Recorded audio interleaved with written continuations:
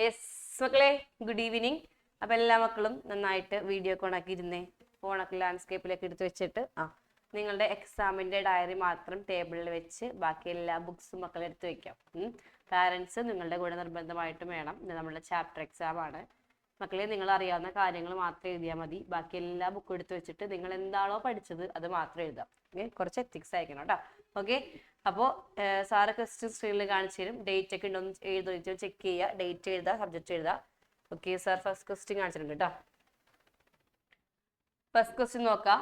Describe any 2 functions of a promoter in relation with the formation of A company. കമ്പനിയുടെ ഫോർമേഷനുമായി ബന്ധപ്പെട്ട ഒരു പ്രൊമോട്ടറുടെ ഏതെങ്കിലും 2 function describe ചെയ്യുക. So explain ചെയ്യണം കേട്ടോ. ഓക്കെ, രണ്ടെണ്ണം എക്സ്പ്ലെയിൻ ചെയ്ത് തരണം. അടുത്തത് write short note on the following. താഴെ പറയുന്നവയെ കുറിച്ച് ഒരു ചെറിയ ഷോർട്ട് നോട്ട് എഴുതാം. 3 മാർക്കാണ്. ടെക്നിക്കൽ ഫീസിബിലിറ്റി എന്താണെന്ന് എഴുതാം, ഫിനാൻഷ്യൽ എന്താണെന്ന് എഴുതാം, എക്കണോമിക് നിങ്ങൾക്ക് അറിയാവുന്ന കാര്യം എഴുതി വെച്ചാൽ മതി. നെക്സ്റ്റ് മാച്ച് ദ ഫോളോയിങ് ആണ്. 2 മാർക്ക് ക്വസ്റ്റ്യൻ ആണ്. ഒരെണ്ണത്തിന് 1 മാർക്ക് വെച്ചിട്ടാണ്.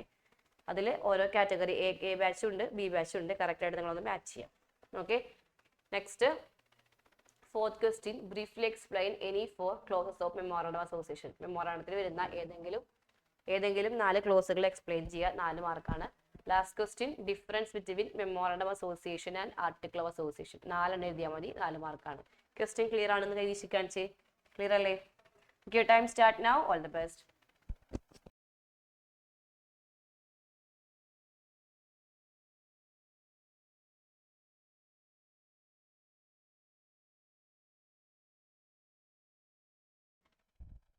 മക്കളെല്ലാവരും വേഗം വീഡിയോ ഓൺ ചെയ്യുക.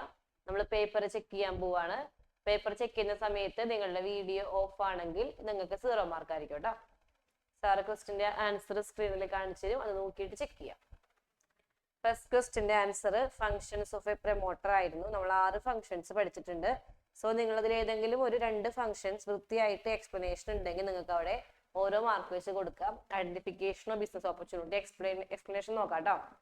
Feasibility study, name approval, fixing up signatory memorandum association, appointment of professional, preparation of important documents. 6 heading explanation ഉണ്ട്. സോ നിങ്ങൾക്ക് ഏതെങ്കിലും ഒരു 2 ഹെഡിങ്ങും എക്സ്പ്ലനേഷൻ ഉണ്ടെങ്കിൽ ഓരോ മാർക്ക് വീതം കൊടുക്കാം. ഹെഡിങ് മാത്രം എഴുതിയ കുട്ടികൾ 1/2 മാർക്ക് വീതം കൊടുത്താൽ മതി കേട്ടോ. വേഗം ചെക്ക് ചെയ്യാം. ഏത് പോയിന്റ് ആണോ അത് വെച്ച് ചെക്ക് ചെയ്യാം കേട്ടോ. രണ്ടാമത്തെ ക്വസ്റ്റ്യനിലേക്ക് പോകാം. നെക്സ്റ്റ് ക്വസ്റ്റ്യൻ വരുന്നത് ഫീസിബിലിറ്റി സ്റ്റഡീസിന്റെ ചെറിയ നോട്ട് തയ്യാറാക്കാനായിരുന്നു. അപ്പൊ ടെക്നിക്കൽ ഫീസിബിലിറ്റി ഉണ്ട്, ഫിനാൻഷ്യൽ ഉണ്ട്, എക്കണോമിക്കൽ ഉണ്ട്. ടെക്നിക്കൽ എന്ന് പറയുമ്പോൾ നമ്മുടെ ടെക്നോളജിയും ഇൻപുട്സും നമുക്ക് അവിടെ അവൈലബിൾ ആണോ അല്ലെങ്കിൽ ഇമ്പോർട്ട് ചെയ്യണമെന്ന് ചെക്ക് ചെയ്യുക. അതുപോലെ ഫിനാൻഷ്യൽ ആകുമ്പോൾ നമ്മൾ ബിസിനസിന്റെ ഫണ്ടിനെ കുറിച്ചുള്ള സ്റ്റഡിയാണ് ഫിനാൻഷ്യൽ ഫീസിബിലിറ്റി. എക്കണോമിക് ആകുമ്പോൾ പ്രോഫിറ്റബിലിറ്റിയെ കുറിച്ച് പഠിക്കുകയാണെങ്കിൽ എക്കണോമിക്കൽ ഫീസിബിലിറ്റി. 3ഉം കറക്റ്റ് ആണെങ്കിൽ ഓരോ മാർക്ക് കൊടുക്കുക. തെറ്റിപ്പോയാൽ ഓരോ മാർക്ക് കുറയ്ക്കുക. അടുത്തത് മാച്ച് ദ ഫോളോയിങ് ആണ്. Memorandum association define objectives of the company ആണ്. ആർട്ടിക്കിൾസ് ആണെങ്കിൽ റൂൾസ് റിഗാർഡിംഗ് ഇന്റേണൽ മാനേജ്മെന്റ് ആണ്. പ്രോസ്പെക്ടസ് ആണെങ്കിൽ invitation to the public to subscribe shares ആണ്. സർട്ടിഫിക്കറ്റ് ഓഫ് ഇൻകോർപ്പറേഷൻ ആണെങ്കിൽ birth certificate of the company ആണ്. Correct ആണെങ്കിൽ 2 mark complete കൊടുത്തോ. തെറ്റിപ്പോയിട്ടുണ്ടെങ്കിൽ 1/2 mark വെച്ച് കുറയ്ക്കാം. ഓരോന്നിനും 1/2 മാർക്കാണ്. ഫോർത്ത് ക്വസ്റ്റ്യൻ ക്ലോസസ് എക്സ്പ്ലെയിൻ ചെയ്യാനാണ്. നമുക്ക് 6 ക്ലോസ് ഉണ്ട്. ഏതെങ്കിലും 4 എക്സ്പ്ലെയിൻ ചെയ്യാം. നെയിം ക്ലോസ് ആണെങ്കിൽ നിങ്ങൾ ഈ കംപ്ലീറ്റ് കാര്യങ്ങൾ എഴുതണം കേട്ടോ. നെയിം ക്ലോസിൽ കമ്പനിയുടെ നെയിമിനെ കുറിച്ച് പറയും. അതുപോലെ നെയിം ഐഡന്റിക്കൽ ആകാൻ പാടില്ല, അല്ലെങ്കിൽ എക്സിസ്റ്റിംഗ് കമ്പനിയായിട്ട് സിമിലർ ആകാൻ പാടില്ല. നെയിമിൽ പ്രൈവറ്റ് കമ്പനി ആണെങ്കിൽ ലാസ്റ്റ് പ്രൈവറ്റ് ലിമിറ്റഡ് എന്നും, പബ്ലിക് കമ്പനി ആണെങ്കിൽ ലിമിറ്റഡ് എന്നും വേണം. ഈ നെയിം ഒരിക്കലും പബ്ലിക് നമ്മുടെ നാഷണൽ ഹീറോസുമായിട്ടോ ഗവൺമെന്റ് ഡിപ്പാർട്ട്മെന്റുമായിട്ടോ എന്തെങ്കിലും അസോസിയേഷൻ കാണിക്കാൻ പാടില്ല. ഇത് കംപ്ലീറ്റ് ഉണ്ടെങ്കിൽ അവിടെ 1 മാർക്ക് കൊടുത്തോട്ടാ. അടുത്തത് രജിസ്റ്റേർഡ് ക്ലോസ് അല്ലെങ്കിൽ ഡൊമൈസിൽ ക്ലോസ്, സിറ്റുവേഷൻ ക്ലോസ് ആണ്. അതിൽ നമ്മൾ രജിസ്റ്റേർഡ് ഓഫീസിന്റെ നെയിം ഓഫ് ദി സ്റ്റേറ്റ് ആണ് പറയാ.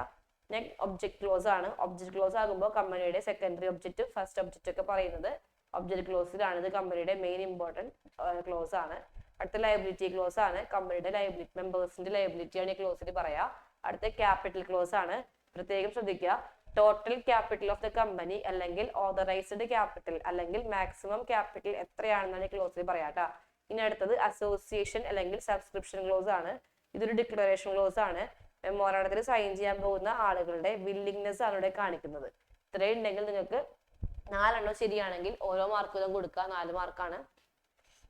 ഹെഡിങ് മാത്രമേ കുട്ടികൾ 1/2 മാർക്ക് വീതം കൊടുക്കുക കേട്ടോ. Next difference between memorandum articles ആണ്. 4 പോയിന്റ് വീതം വേണം. കറസ്പോണ്ടിങ് ഡിഫറൻസ് ആണെങ്കിൽ മാത്രം മാർക്ക് ഇട്ടാൽ മതി കേട്ടോ. ഡിഫറൻസിന്റെ പോയിന്റ്സ് കറസ്പോണ്ടിങ് അല്ലെങ്കിൽ തെറ്റിട്ട് വെച്ചോ. നോക്കാം. It is a charter or constitution of company. മറ്റേത് ബൈൽ ഓഫ് ദ കമ്പനി ആണ്. ഇത് ഫണ്ടമെന്റൽ ആണെങ്കിൽ ആർട്ടിക്കിൾസ് സബ്സിഡിയറി ആണ്. മെമ്മോറാണ്ടത്തില് relationship between company and outside ആണ്.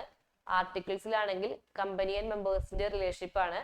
മെമ്മോറാണ്ടം കമ്പൽസറി ആണ്, ആർട്ടിക്കിൾസ് കമ്പൽസറി അല്ല. മെമ്മോറാണ്ടത്തിൽ ഒബ്ജക്ട്സും ക്യാപിറ്റലിനെ കുറിച്ചൊക്കെ പറയും. ആർട്ടിക്കിൾസിലാണെങ്കിൽ ഈ ഒബ്ജക്ട്സ് എങ്ങനെ അച്ചീവ് ചെയ്യാന്ന് പറയും. മെമ്മോറാണ്ടം ഓൾട്ടറേഷൻ ചെയ്യാൻ കുറച്ച് ബുദ്ധിമുട്ടുണ്ട്. ആർട്ടിക്കിൾസ് ഈസിയാണ്. മെമ്മോറാണ്ടത്തിലാണെങ്കിൽ കമ്പനി ആക്ട് മാത്രം സബോർഡിനേറ്റ് ഉള്ളൂ. ആർട്ടിക്കിൾസിലാണെങ്കിൽ കമ്പനി ആക്ട്, മെമ്മോറാണ്ടം, അതിന് താഴെയാണ് ആർട്ടിക്കിൾസ് വരാം. മെമ്മോറാണ്ടത്തിൽ പറയാത്തൊരു കാര്യം കമ്പനിക്ക് അപ്രൂവ് ചെയ്യാൻ പറ്റില്ല. പക്ഷെ ആർട്ടിക്കിളിൽ പറയാത്തതും മെമ്മോറാണ്ടത്തിന്റെ സ്കോപ്പിലുള്ളതും ആണെങ്കിൽ നമുക്ക് അപ്രൂവ് ചെയ്യാൻ പറ്റും. 4 പോയിന്റ് കറസ്പോണ്ടിങ് കറക്റ്റ് ആണെങ്കിൽ ഓരോ മാർക്കിനും കൊടുക്കാം. 4 എണ്ണം കറക്റ്റ് ആണെങ്കിൽ 4 മാർക്കുകൾ കൊടുത്തോളൂ. തെറ്റിപ്പോയാൽ ഓരോ മാർക്ക് കുറയ്ക്കാം. മാർക്ക് ഒന്ന് വേഗം ടോട്ടൽ ചെയ്യുക. ഔട്ട് ഓഫ് 15 എത്രയാണെന്ന് ഇടാം. പാരന്റിന്റെ സൈൻ മേടിക്കാം. 1 മിനിറ്റ് ആയി പേപ്പർ ക്ലിയർ ആയിട്ട് സെൻഡ് ചെയ്യുക. ദെൻ നിങ്ങളുടെ മാർക്ക് നിങ്ങൾ കൃത്യമായിട്ട് ആപ്പിൽ അപ്ഡേറ്റ് ചെയ്യാം.